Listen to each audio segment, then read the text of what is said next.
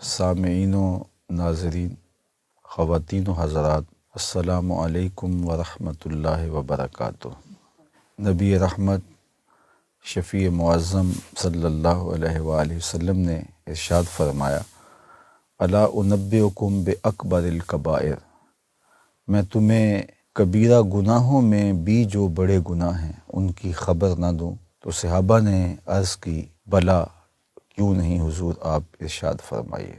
تو آقا کریم علیہ السلام نے ارشاد فرمایا، الاشراک باللہ، سب سے بڑا گناہ اکبر الکبائر، اللہ کے ساتھ کسی کو شریک ٹھہرانا ہے، وعقوق الوالدین، اور والدین کی نافرمانی کرنا ہے، ان کو دکھ دینا ہے، ان کو تکلیف پہنچانا ہے، ان کو اذیت دینا، ان کو ستانا، پریشان کرنا۔ اور پھر اللہ کے محبوب علیہ السلام تشریف فرما تھے تکیہ لگائے ہوئے، تو آقا کریم نے تکیہ چھوڑ دیا اور بیٹھ گئے۔ وکانا متکئا فجلس، تو حضور علیہ السلام تکیہ لگائے بیٹھے تھے تو آپ نے تکیہ چھوڑ دیا اور تشریف فرما ہوئے، فقال، اور ارشاد فرمایا، الا وقول الزور، اور جھوٹ بولنا ہے، جھوٹی گواہی دینا ہے۔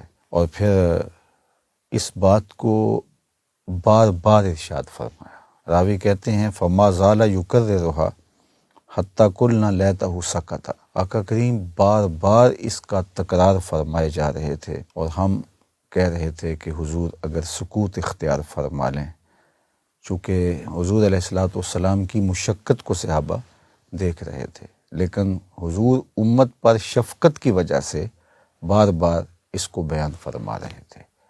اب ان تین چیزوں کو اللہ کے محبوب علیہ السلام نے اکبر الکبائر قرار دیا۔ سب سے پہلے شرک، اور شرک ظلم عظیم قرار دیا گیا، ان الشرک لظلم عظیم، سب سے بڑا گناہ شرک ہے، اور اللہ تعالیٰ شرک کو معاف نہیں کرے گا۔ حتیٰ کہ جو شرک اصغر ہے، ریا کو قرار دیا گیا، تو اس کی بھی سخت مذمت آئی ہے۔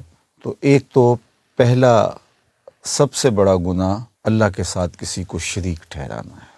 اللہ تعالیٰ جل شانہ ہمیں شرک خفی سے، شرک جلی سے اور ہر طرح کے شرک سے محفوظ و مامون فرمائے۔ دوسری بات اللہ کے محبوب علیہ السلام نے جو ارشاد فرمائی، عقوق الوالدین، والدین کی نافرمانی، ان کو دکھ اور اذیت دینا اور تکلیف پہنچانا۔ اللہ تعالیٰ نے ہمیں ماں باپ کے ساتھ حسن سلوک کرنے کی تلقین ارشاد فرمائی ہے، وَقَضَىٰ رَبُّكَ أَلَّا تَعْبُدُوا إِلَّا إِيَّاهُ وَبِالْوَالِدَيْنِ إِحْسَانًا، کہ تیرے رب نے یہ طے کیا ہے کہ اللہ کے علاوہ کسی کی پرستش نہیں ہوگی، اسی کی عبادت ہوگی، اور والدین کے ساتھ حسن سلوک کیا جائے گا۔ تو والدین کے ساتھ اچھا سلوک کرنے کی ترغیب دی گئی ہے۔ ان کی نافرمانی کرنا، ان کو تکلیف پہنچانا شریعت میں بہت مذموم ہے، اور اس کو نہ صرف کبیرہ گناہ کہا گیا، اکبر الکبائر قرار دیا گیا۔ علماء نے کہا کہ وہ گناہ جن کی سزا آخرت میں تو ہے ہی ہے، دنیا میں بھی ضرور ہوتی ہے، ان گناہوں میں سے ایک گناہ والدین کی نافرمانی، عقوق الوالدین ہے۔ اور وہ نیکی کے اعمال جن کی جزا آخرت میں تو ہے ہی ہے، دنیا میں بھی ان نیکیوں کا صلہ ضرور اللہ تعالیٰ فرماتا ہے، ان نیکیوں میں سے ماں باپ کے ساتھ حسن سلوک کرنا ہے۔ نہیں تو نشان لگا لیں اس شخص پہ جو اپنے ماں باپ کا بے ادب اور گستاخ ہے، ساری زندگی آپ اس کو رسوا ہوتے دیکھیں گے۔ اور اس شخص پہ بھی نشان لگا لیں جو اپنے ماں باپ کا با ادب ہے، ماں باپ کا خدمت گزار ہے، ان کی تعظیم بجا لانے والا ہے، آپ زندگی بھر اس کی پگڑی کے کلس کو نیچا ہوتے نہیں دیکھیں گے۔ اللہ اسے سرخرو کرے گا، کامیاب اور بامراد کرے گا۔ تو ہمیں ماں باپ کے ساتھ اچھا سلوک کرنا چاہیے، اور کبھی بھی ان کے ساتھ ایسا سلوک نہیں کرنا چاہیے جس سے ان کو اذیت پہنچے، ان کو تکلیف پہنچے، دکھ پہنچے۔ تو یہ دوسرا بڑا گناہ ارشاد فرمایا۔ اس کے بعد اللہ کے پیارے محبوب صلی اللہ علیہ وآلہ وسلم تکیہ لگائے تشریف فرما تھے، تو آقا کریم نے تکیہ چھوڑ دیا اور فرمایا، الا وقول الزور، سن لو، تیسرا بڑا گناہ جھوٹ بولنا ہے۔ یہاں ایک سوال آپ کے ذہن میں آ رہا ہوگا کہ شرک بہت بڑا گناہ ہے، لیکن اللہ کے محبوب علیہ السلام نے اس کو بیان کیا تو تکیہ لگائے ہوئے تھے۔ والدین کی نافرمانی بہت بڑا گناہ ہے، لیکن حضور نے اس کو بیان فرمایا تو حضور ٹیک لگائے ہوئے تھے۔ تو یہ جھوٹ بولنا، قول زور، اس پر کیا وجہ کہ اللہ کے محبوب نے ٹیک چھوڑ دی اور حضور بیٹھ گئے؟ تو علماء نے لکھا کہ شرک کی خباثت اور شرک کا برا ہونا یہ تو بالکل واضح ہے، اور اس پر تو کوئی دوسری رائے نہیں۔ اسی طرح ماں باپ کی نافرمانی اور بے ادبی کرنا ایک ایسا جرم ہے کہ جس کی نوعیت کو سب لوگ تسلیم کرتے ہیں، لیکن جھوٹ انسانی زندگی کے اندر اس طرح در آتا ہے کہ وہ اس کو گناہ ہی نہیں سمجھتا اور اس کے معمولات کا حصہ بن جاتا ہے۔ اور نبی آخر الزماں حضور ختم المرتبت صلی اللہ علیہ وآلہ وسلم کی نگاہ نبوت یہ دیکھ بھی رہی ہوگی کہ آنے والے زمانے میں لوگ اس کو کتنا معمولی لیں گے اور بات بات پر جھوٹ بولیں گے، اور ان کے نزدیک یہ کوئی بات نہیں ہوگی۔ تو اس لیے اللہ کے محبوب نے اس کی اہمیت کو اجاگر کرنے کے لیے ٹیک چھوڑی اور حضور بیٹھ گئے۔ اور اگر آپ اس پہ غور کریں تو 3 تاکیدیں ہیں۔ ایک تو حضور نے ٹیک چھوڑی اس کی اہمیت کو اجاگر کرنے کے لیے، اور دوسرا اللہ کے محبوب نے الا سے شروع کیا، الا وقول الزور، اور یہ حرف تنبیہ ہے۔ اور تیسری بات فما زال یکررھا، حضور بار بار اس کا تکرار کر کے اس کی اہمیت کو اجاگر کیا، اس کی برائی کو واضح کیا، اور لوگوں کے ذہنوں کے اندر راسخ کیا کہ یہ کتنا بڑا جرم ہے کہ کوئی جھوٹ بولے۔ خاص طور پہ اللہ کے محبوب علیہ السلام نے جھوٹ کے حوالے سے بات کرتے ہوئے ان 3 چیزوں کا اہتمام کیا۔ تو جھوٹ بولنے سے برکت اٹھ جاتی ہے، جھوٹ بولنے سے آپ کے اعمال کا نور ختم ہو جاتا ہے۔ ابھی ماہ صیام چل رہا ہے تو اللہ کے محبوب کا فرمان بارہا آپ کی نظروں سے گزرا ہوگا، اور آپ نے بارہا حضور علیہ الصلوۃ والسلام کا یہ فرمان سنا ہوگا، من لم یدع قول الزور والعمل به فلیس للہ حاجۃ فی ان یدع طعامہ وشرابہ۔ اللہ کے محبوب نے ارشاد فرمایا کہ جس نے قول زور نہیں چھوڑا، جھوٹ اور جھوٹے کام نہیں چھوڑے، تو اس کے بھوکا اور پیاسا رہنے کی اللہ کو کوئی ضرورت نہیں ہے۔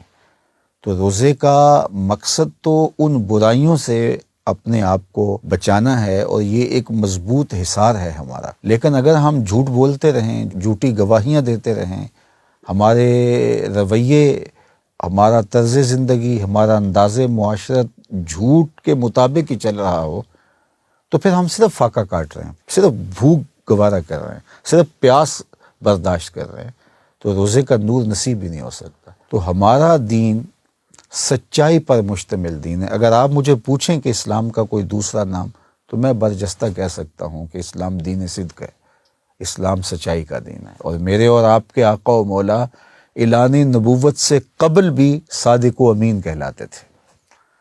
یہ میرے اور آپ کے آقا و مولا کی عظمت ہے، یہ حضور علیہ السلام کی شان ہے۔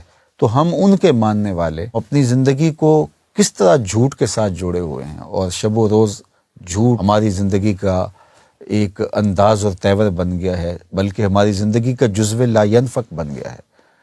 تو اس حدیث پاک کے اندر کبیرہ گناہوں میں سے بھی جو اکبر ہیں ان کا ذکر فرمایا گیا۔ ویسے تو علماء نے کہا کہ جو صغیرہ اور کبیرہ کی تقسیم ہے وہ ایک دوسرے گناہ سے موازنے کے اعتبار سے ہے، ورنہ ہر وہ عمل جو اللہ کی ناراضگی کا سبب ہو وہ چھوٹا نہیں ہو سکتا۔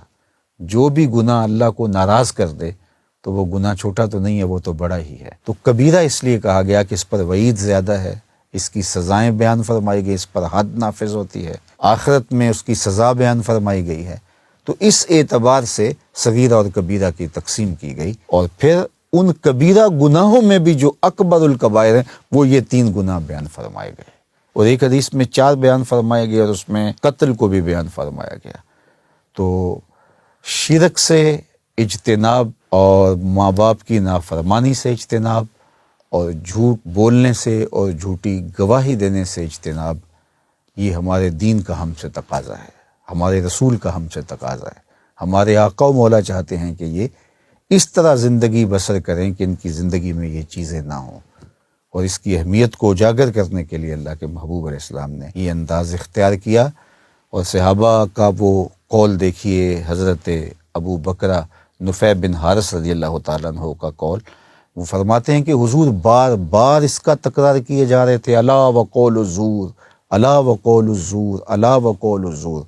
اور ہم کہہ رہے تھے کاش کہ حضور سکوت اختیار فرما لیں، حضور خاموشی اختیار فرما لیں۔ حضور مشقت میں ہیں، لیکن حضور امت کے ساتھ جو شفقت کا ایک علاقہ رکھتے ہیں، آپ کے قلب اطہر میں امت کی جو بے پناہ محبت ہے، اس لیے حضور چاہ رہے تھے کہ میں بار بار اس کا تکرار کروں اور میری امت اس گناہ سے بچ جائے اور جھوٹ جیسے عیب سے عیب دار نہ ہو۔ تو ماہ صیام کی ان مبارک گھڑیوں میں ہمیں عزم مصمم کرنا چاہیے کہ ہم اپنی زندگی میں ان گناہوں کو داخل نہیں ہونے دیں گے۔ اللہ مجھے آپ کو اپنی حفاظتوں کے حصار میں رکھے۔ وآخر دعوانا ان الحمد للہ رب العالمین۔